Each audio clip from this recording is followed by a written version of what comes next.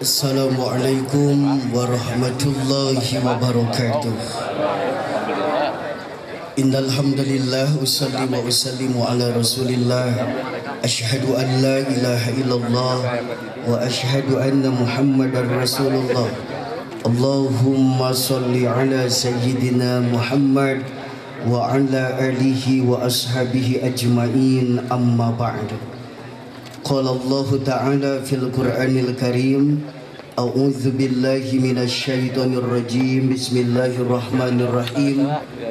Wazari'u ila maghfiratin min rabbikum wa jannatin arduhas samawati wal ard u'iddat lil muttaqin alladzina yunfiquna fis sarra'i wad dharra'i wal ghaziminal ghaiz wal 'afina 'anil nas wallahu yuhibbul muhsinin walladzina idza fa'alu fahishatan aw zalamu anfusahum dzakarullaha fastaghfaru lidzunubihim wa may yaghfiru dzunuba illallah wa lam yusirru ala ma fa'alu wa hum ya'lamun. Wa qala aidan wa may yattaqillaha yaj'al lahu makhraja wa yarzuqhu min haitsu la yahtasib. Wa qala an-nabiy sallallahu alaihi wasallam ayyuhan nas absus salam wa aqimut ta'am wa silul arham wa sallu bil laili wan nasu niyam tadkhulunal jannata bisalam. Al-Mukarram Bapak Kepala Bapeda Provinsi Jawa Barat beserta Ibu dan seluruh pejabat di lingkungan Bapeda Provinsi Jawa Barat, Al-Mukarramun para pejabat di lingkungan pemerintah Provinsi Jawa Barat, bapak-bapak, ibu-ibu, para purna tugas dan juga keluarga besar Bapeda Provinsi Jawa Barat yang saya hormati dan insya Allah senantiasa mendapatkan rahmat, barokah dan maghfirah dari Allah Subhanahu wa Ta'ala. Alhamdulillah, pada kesempatan yang berbahagia ini kita dapat berkumpul bersilaturahim di tempat yang mulia ini untuk melaksanakan halal bihalal. Sekalipun Bapak dan Ibu sekalian, halal bihalal itu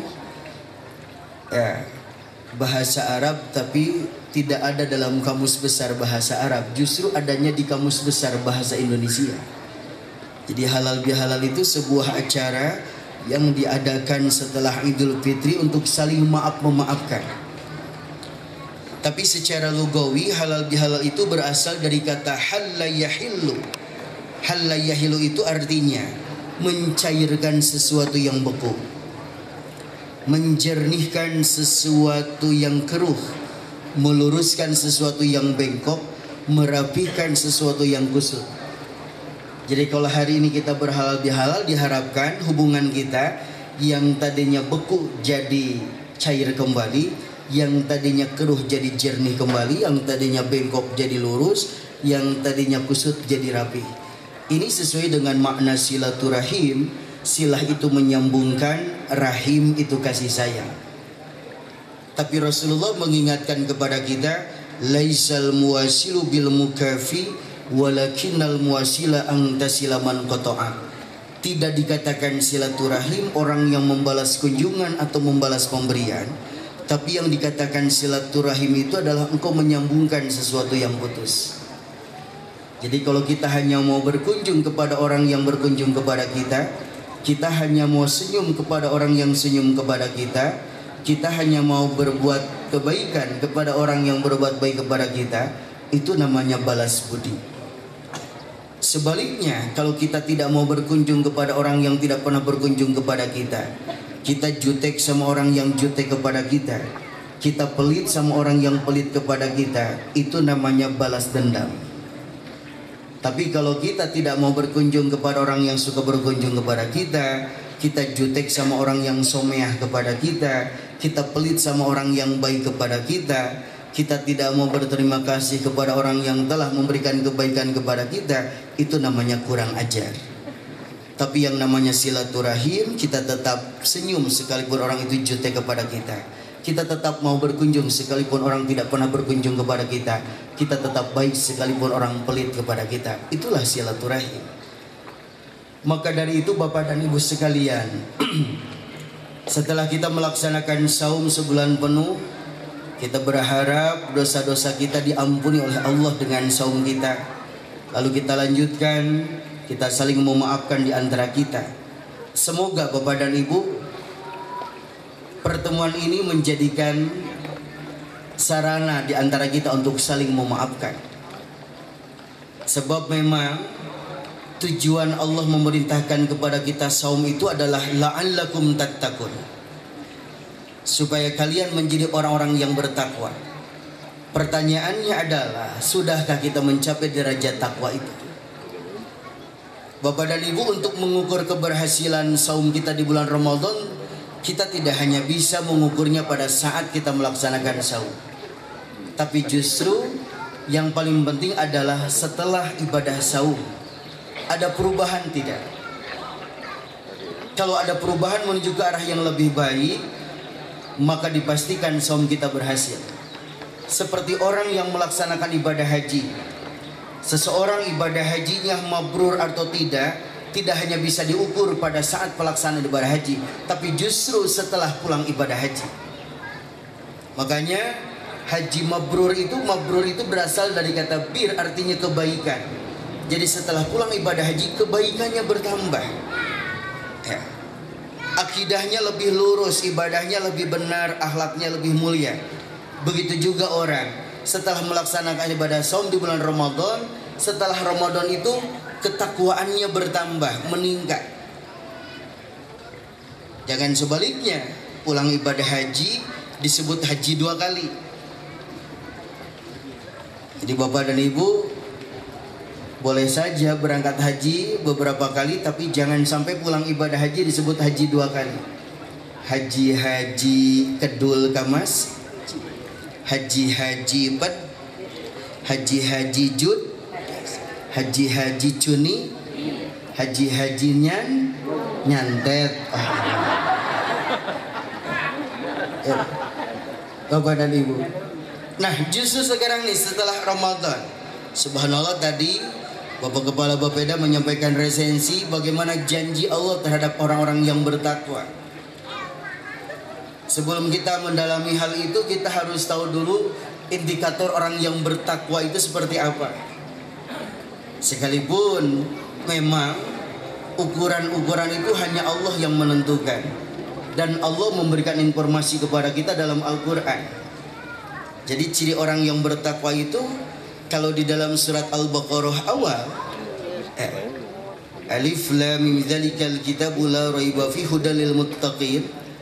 Maka di situ kalau dalam ulumul Quran itu namanya tafsir ayah bil ayah. Ada teori korelasi atau hubungan ayat dengan ayat. Maka orang yang bertakwa alladzina yu'minuna bil ghaibi, yaitu orang-orang yang beriman kepada yang gaib. Dalam hal ini kepada Allah, kepada malaikat dan lain sebagainya di situ. Wa yuqimunas shalah, menegakkan salat. Jadi orang yang bertakwa itu betul-betul menegakkan salat. Salatnya di awal waktu, salatnya berjamaah, salatnya tumanina, dan salatnya mencegah perbuatan keji dan mungkar. Makanya Pak Haji Salim subhanallah di Bapeda ini pola kerjanya itu antara salat dengan salat.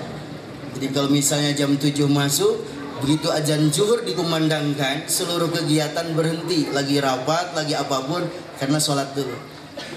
Nanti dilanjutkan habis sholat zuhur. Nanti begitu azan asar dikumandangkan, selesai, lagi rapat apapun, sholat asar dulu. Habis asar dilanjutkan. Ya, tapi tidak ada dari isya ke subuh, enggak ya. Sebab ada yang ngeritik katanya kalau dari sholat ke sholat, terus kalau isya ke subuh, bukan. Itu isya ke subuhnya waktunya istirahat. Ya, jadi ibu-ibu, ya, saya mohon, jadi Pak Haji Solihin, sesibuk apapun kita, tolonglah kalau malam itu diupayakan jangan ada agenda kerja malam. Itu tadi mana mimitina gitu. Jadi sesibuk apapun kita, maaf, Rasulullah Shallallahu Alaihi Wasallam itu kenapa beliau selalu berhasil dalam menyelesaikan tugas? Karena beliau itu, Bapak dan Ibu, salah satunya apa? Di samping komitmen tentunya, kalau habis sholat isya itu cepat tidur supaya cepat bangun. Jadi cepat tidur, tidak ada kegiatan apapun, cepat tidur supaya cepat bangun. Maksudnya jam 3-nya bangun untuk qiyamul lail, supaya besok paginya jernih kembali memikirkan sesuatu. Jadi tidak benar jam 11 masih rapat, jam 12 masih minum kopi anjis di Bengawan. Jadi kadang-kadang gitu, apalagi kemarin bulan Ramadan tarli gitu ya, pulang dari Kuningan kan jam berapa Pak Solin? Jam 12 ya. Maksudnya belok dulu ke Bengawan, kopi anjis, roti bakarnya enak Pak kepala. Jadi kadang-kadang ini jadi alasan gitu. Makanya sebetulnya yang di rumah itu banyak bertanya-tanya, ini teh kerja apa sih? Di Bapeda teh beli burang putih naon sih? Padahal tidak ada efek TPP anger, gaji anger. Jadi Bapak dan Ibu sekalian, kembali kepada yang tadi. Jadi kalau misalnya sampai jam 11 malam, jam 12 masih bekerja, itu tidak islami, tidak nyunah Rasul. Karena apa? Yang namanya malam itu waktunya untuk istirahat. Kalaupun dipaksakan itu biasanya rapat apapun kalau sudah jam 9, jam 10 nggak benar. Lihat aja anggota dewan yang terhormat kalau sudah lihat malam, udah yang ada adalah emosi karena ngantuk, karena capek, akhirnya tidak jernih pikirannya. Apalagi sudah kangen sama istri tercinta, udah apa? Nah makanya mohon maaf, mudah-mudahan ada perbaikan-perbaikan ke depan. Nah selanjutnya Bapak dan Ibu sekalian, kembali kepada yang tadi, orang yang bertakwa itu wa mimma razaqnahum yunfiqun, menginfakkan sebagian rizkinya. Termasuk juga tentunya orang yang bertakwa itu percaya kepada Al-Quran dan kitab-kitab sebelumnya, dan juga yakin akan kehidupan akhirat. Tapi akan kita perdalam ciri orang yang bertakwa hari ini dalam perspektif surat Al-Imran 133, 134. Tadi dikatakan Allah memerintahkan kepada kita untuk segera menuju ampunan Allah dan segera menuju surga. Jadi betul Bapak dan Ibu sekalian, makna segera menuju ampunan Allah dan segera menuju surga itu harus seimbang. Jadi maksudnya menuju ampunan Allah itu bertaubat dari segala dosa dan kehilapan. Lalu menuju surga itu segera kita beramal soleh. Jadi tidak cukup kita meninggalkan dosa, tapi kita ganti dengan amal soleh.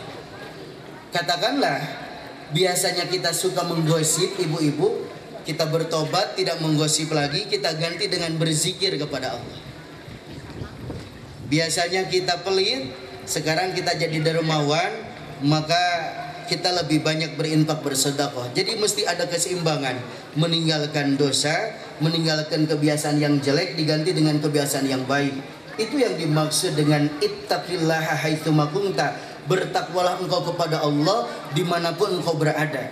Wa atbi'is sayyi'atal hasanata, dan ikutilah perbuatan jelekmu dengan perbuatan baik. Jadi kalau kita pernah melakukan kesalahan, kehilapan, segera kita tutup, segera kita selesaikan, lalu kita ganti dengan amal soleh.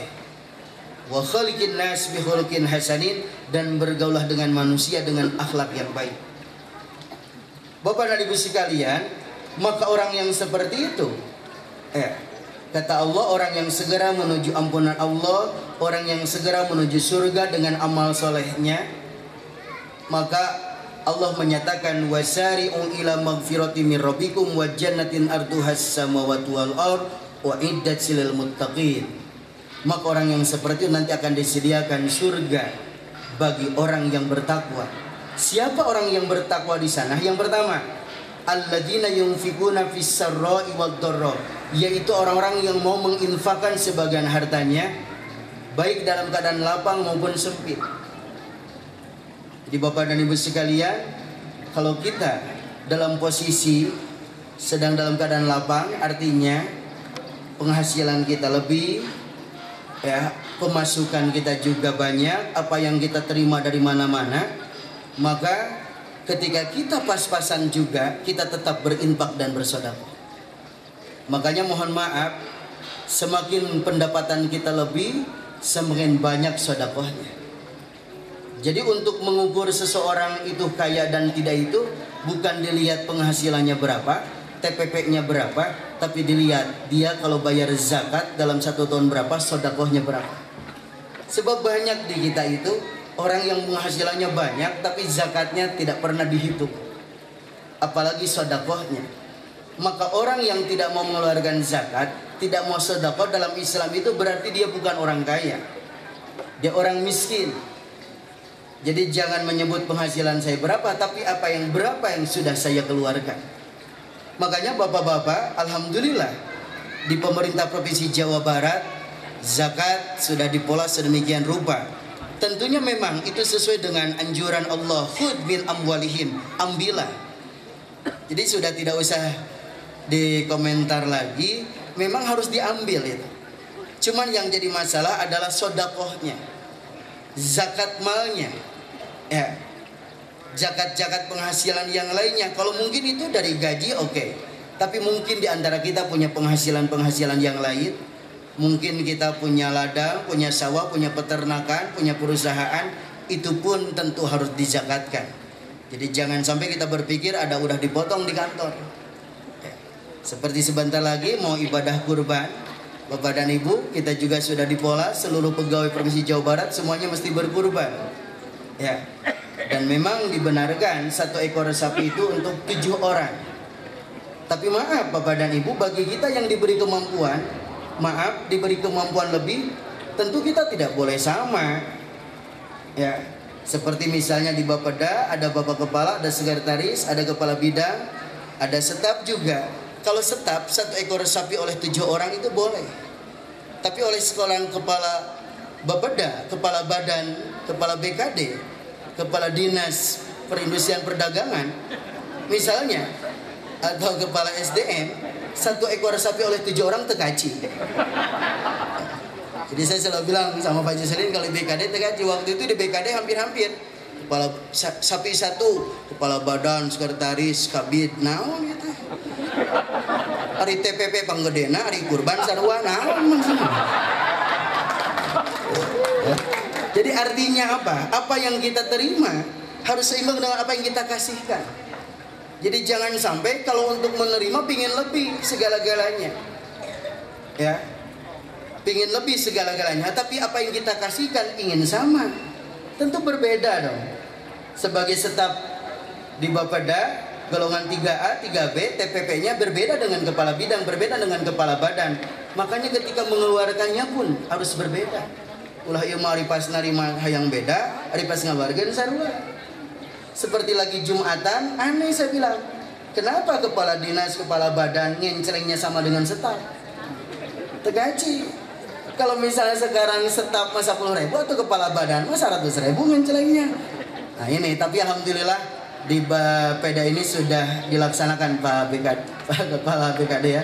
Jadi berbeda. Dan kita juga betul, yang namanya sedekah, berbuat baik itu hal-hal yang kecil. Sayyidina Ali, Bapak dan Ibu, kalau tidak ada tamu yang datang sehari saja nangis beliau. Ditanya oleh sahabat, "Ya Ali, lima jatabki, kenapa engkau menangis? Hari ini belum ada tamu yang datang ke rumahku." Loh, baguslah tidak usah menyediakan makanan, minuman. Justru itu yang aku sedihkan. Memang aku harus menyediakan makanan, minuman, tapi sesungguhnya aku sedang menitipkan makanan dan minuman itu untuk aku ambil kembali nanti di hari kiamat. Jadi Bapak dan Ibu, saya analogikan kalau kita lagi jalan bareng, makan di mana, maka yang membayar itulah yang paling mulia di antara mereka. Ya. Jadi kalau misalnya maaf, kalau seorang kepala dinas, kepala badan lagi jalan sama kepala bidang, apalagi sama staf, yang bayar itu yang paling tinggi jabatannya di situ. Ya. Jangan seperti di Kementerian Agama, maaf, jadi repot di Bali. Yang bayar itu bawahan. Kalau ada kepala kanwil, kepala kanmenag yang harus bayar.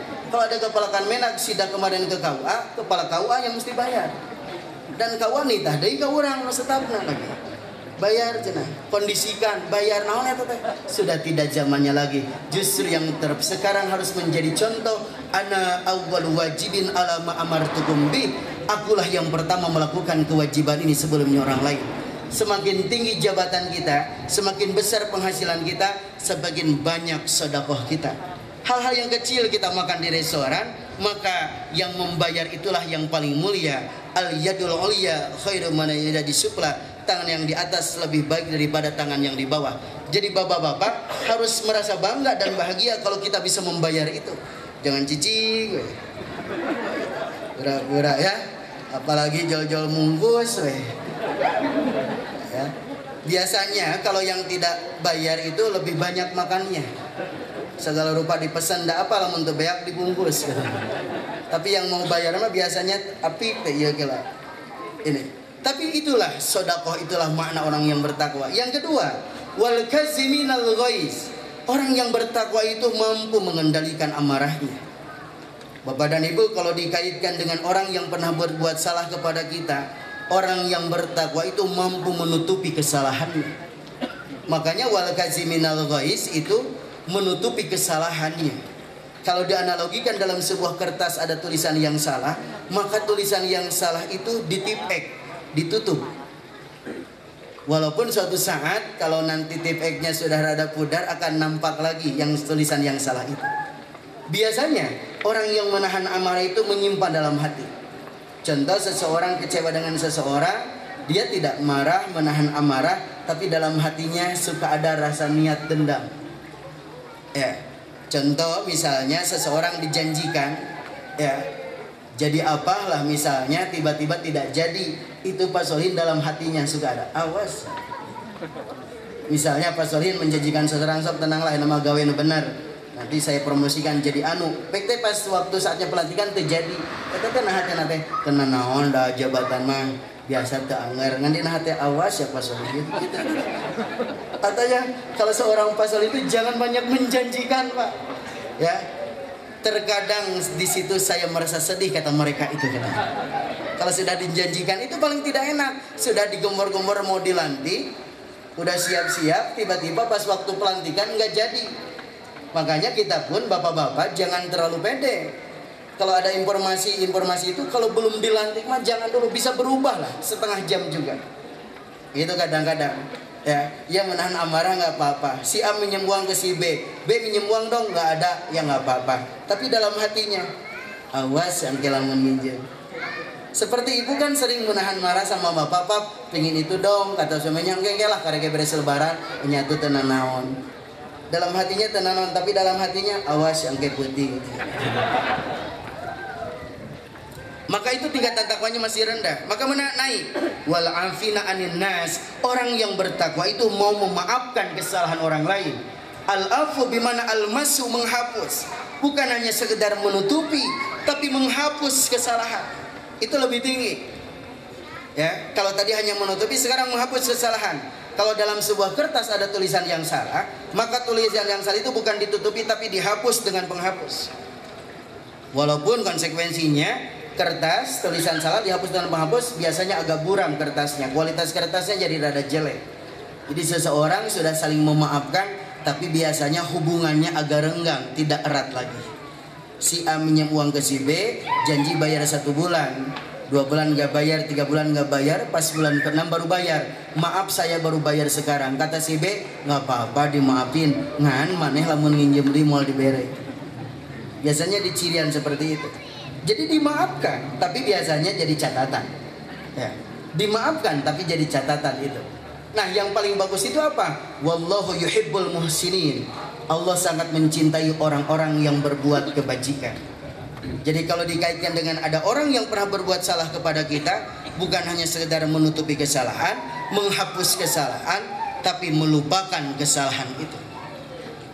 Jadi kalau ada kertas ada tulisan yang salah itu bukan ditipek, bukan dihapus dengan penghapus, tapi kertas itu dilipat-lipat, dibuang ke tempat sampah, diganti dengan lembaran yang baru dengan kertas yang baru. Biarlah yang sudah mah sudah, yang terpenting hari ini ke depan kita perbaiki, kita islah hubungan di antara kita. Bahkan dia berbuat baik kepada orang yang pernah berbuat salah itu. Itulah puncak ketakwaan yang sesungguhnya. Ketika kita mau berbuat baik, termasuk kepada orang yang pernah berbuat salah kepada kita. Bagaimana mungkin seorang Umar bin Khattab ketika beliau pernah diludahi oleh orang-orang kafir Quraisy, tapi beliau tidak ada dendam dalam hatinya. Rasulullah pernah diludahi oleh seorang Yahudi, tapi beliau tidak dendam. Apa kita mampu mencapai derajat takwa seperti itu? Kita tetap berbuat baik sekalipun kepada orang yang pernah berbuat salah kepada kita. Dan tentunya kita serahkan saja kepada Allah. Makanya ibu-ibu, tadi kata Nabi, kalau ada orang yang judes jangan dijudesin lagi. Ibu belanja ke mall ya, misalnya pelayan tokonya judes, udah weh, kita serahkan kepada Allah. Ulah tambah judes udah. Yang mau pelayan judes, kurang judes deh. Itu biasanya kita terpancing di situ. Nah, bapak-bapak, ibu-ibu yang saya hormati dan mudah-mudahan dimuliakan Allah Subhanahu wa taala. Maka kita di Idul Fitri ini sangat bersyukur kepada Allah, kita bisa menyelesaikan ibadah saum selama sebulan, tarawih dan lain sebagainya. Dan Allah masih memberikan kenikmatan umur kepada kita. Hari ini kita bersyukur kepada Allah bisa menyelesaikan ibadah, kita berkumpul bersilaturahim. Karena kita kembali, Id itu artinya kembali. Idul Fitri setidak-tidaknya mengandung 3 makna. Yang pertama, kembali kepada fitrah kita, kembali kepada kesucian. Jadi setelah dosa-dosa kita diampuni, kita begitu keluar Ramadan seperti bayi yang baru dilahirkan tanpa noda dan dosa. Itu yang kita harapkan. Lalu kita saling memaafkan dengan sesama. Subhanallah. Yang kedua, Idul Fitri itu kembali kepada agama yang benar. Jadi maksudnya sebulan kita di training, di tarbiyah untuk melaksanakan ajaran agama yang benar. Seperti tadi, menghadirkan Allah dalam hati kita. Saum, betul-betul kata Allah dalam hadits qudsi, as-saumu li wa ana ajzi bihi. Saum itu untukku dan aku yang akan langsung memberikan pahalanya. Kenapa saum dikatakan untukku, kata Allah? Sebab kullu amal ibni Adam malahu, seluruh amal anak Adam baginya, solat, zakat, haji atau apapun, illa saum, kecuali saum. Fa innahu li, saum itu untukku, wa ana ajzi bihi, aku yang langsung memberikan pahalanya. Makanya Bapak dan Ibu, seseorang saum dan tidak itu hanya dia dan Allah yang tahu. Ketika kita sedang sendirian di rumah, di kamar, di ruangan, makanan di depan kita, minuman di depan kita, waktu maghrib belum tiba, padahal tidak ada satupun yang melihat kita, tapi kita tidak berani mencicipi makanan itu. Kenapa? Karena kita merasa Allah hadir dalam hati kita, Allah hadir di sekeliling kita. Maksud saya, Bapak dan Ibu, seperti itulah yang harus kita lakukan dalam kehidupan sehari-hari. Ketika kita bekerja menjadi seorang pegawai yang profesional, selalu menghadirkan Allah dalam hatinya, menghadirkan Allah di sekitarnya. Jadi kita betul-betul mencapai puncak, orang yang akidahnya lurus sehingga merasakan kehadiran Allah. Makanya ketika dia bekerja keras, melakukan sesuatu dengan semangat, kerja keras, bukan untuk bermanfaat bagi dirinya, bermanfaat bagi keluarganya, bermanfaat bagi orang banyak. Apalagi Bapak dan Ibu selalu berpikir untuk masyarakat Jawa Barat, niatkan melakukan itu dengan sungguh-sungguh. Karena kata Nabi, khairun nas anfa'uhum linnas, sebaik-baik manusia adalah yang paling bermanfaat bagi manusia yang lainnya. Boleh jadi apa yang kita usulkan dalam rapat, apa yang kita munculkan ide dalam rapat kita, apalagi dalam perencanaan, dan akhirnya untuk pembangunan di Jawa Barat, subhanallah, akan menjadi berkah. Seperti tadi Bapak Kepala BPD berpikir 400 km di jalur selatan ternyata tidak produktif. Sedangkan biaya operasional membangun jalan itu sangat mahal, tapi ternyata belum ada kegiatan ekonomi yang produktif di sana. Kita pikirkan ke depan seperti apa. Subhanallah, walaupun mungkin idenya dicanangkan hari ini, dirapatkan pada tahun ini, tapi boleh jadi itu dilaksanakan 5 tahun, 6 tahun atau berapa tahun oleh generasi kita, tapi tetap pahala akan tetap mengalir menjadi amal jariah kita dengan ide-ide yang cemerlang itu. Karena apa? Untuk kemaslahatan orang banyak. Seperti misalnya ada seseorang yang menanam pohon kelapa, lalu cucunya bertanya, kakek, kenapa kakek menanam pohon kelapa sedangkan usia kakek sudah sepuh? Buat apa kek? Kakek tidak akan menikmati buah kelapanya. Tapi si kakek itu menjawab, cucuku, nggak apa-apa, yang penting sekarang kakek menanam. Masalah nanti siapa yang memanfaatkan itu adalah merupakan rezeki dia. Yang penting kakek menanam ini. Ternyata subhanallah, sekalipun kakeknya sudah meninggal, pohon kelapa itu tumbuh, ternyata dimanfaatkan. Batangnya dimanfaatkan, kelapanya, dan itu menjadi amal jariah. Maksud saya Bapak dan Ibu, ketika Bapak dan Ibu bertugas hari ini, lakukan yang terbaik di bidang kita. Kita jangan pernah berpikir, wah buat apalah, tong serius teuing lah, orang lagi keburu pernah tugas, geus pensiun mah biasa-biasa weh. Jangan pernah berpikir. Ya, justru kita melakukan hal yang terbaik untuk ke depan anak cucu kita. Ini subhanallah. Nah ini Pak, jadi Allah selalu hadir di tengah-tengah kita. Allah melihat kita, Allah menyaksikan kita. Lalu yang kedua, kembali kepada agama yang benar itu adalah ibadahnya benar. Ibadah sosial dan ibadah ritualnya seimbang. Dalam Ramadan kita sholat, saum, kita baca Quran, begitu ya ibadah sosial, ada kepedulian. Makanya Nabi menyatakan kunci masuk surga itu, kata Nabi, ayuhannas, wahai sekalian manusia, absus salam, sebarkan salam, bangun kesantunan. Wa'at imut to'am, berikanlah makanan, bangun kepedulian. Wasilul arham, lakukan silaturahim, bangun keakraban. Wasallu bil laili wan nasuniyam, dan sholatlah di waktu malam, bangun di penghujung malam. Sementara manusia yang lain sedang tidur, tadkhulunal jannata bisalam, kalian akan masuk surga dengan selamat. Yuk kita bangun kesantunan di antara kita, antara pimpinan, staf, semuanya bersikap yang santun. Tidak ada di antara kita ketegangan dan kekakuan. Kita selalu cair, selalu jernih, selalu indah dalam melakukan segala hal. Kita melakukan hubungan yang baik. Begitu juga wa'timu, bangun kepedulian. Perhatikan anak-anak kita yang yatim, perhatikan saudara-saudara kita yang fakir dan miskin, perhatikan kaum du'afa. Sampai Rasul menyatakan tidak sempurna iman seseorang kalau dia bisa tidur dengan nyenyak karena kekenyangan, sementara tetangganya tidak bisa tidur karena kelaparan. Hati-hati, kita semua selalu menerima rizki dari Allah, mendapatkan dari Allah, tapi di situ ada hak fakir, ada hak miskin, ada hak anak-anak yatim. Maka di situ butuh kesadaran spiritual kita untuk selalu berbagi. Begitu juga wasilul arham, lakukan silaturahmi, bangun keakraban. Dengan komunikasi yang baik, kita akrab, maka akan menjernihkan pikiran kita, menenangkan hati kita. Pekerjaan pun akan menjadi lancar karena komunikasi yang lancar, komunikasi yang baik. Dan jangan lupa untuk menguatkan itu semua, wasallu bil laili wan nasuniyam, dan bangunlah di penghujung malam, sholat di penghujung malam, dekatkan diri kita kepada Allah. Itulah yang akan melancarkan semua pekerjaan kita, sehingga kita melakukan sesuatu atas dasar bimbingan Allah, petunjuk Allah, tidak berdasarkan hawa nafsu kita. Subhanallah. Dan yang ketiga, Idul Fitri artinya kembali kepada asal kejadian. Bapak dan Ibu, kita tidak boleh sombong. Sehebat apapun kita, suatu saat kita akan kembali kepada Allah. Dan ternyata harta kita, ilmu kita, jabatan kita, semuanya titipan dari Allah yang harus kita gunakan semua untuk mendekatkan diri kita kepada Allah.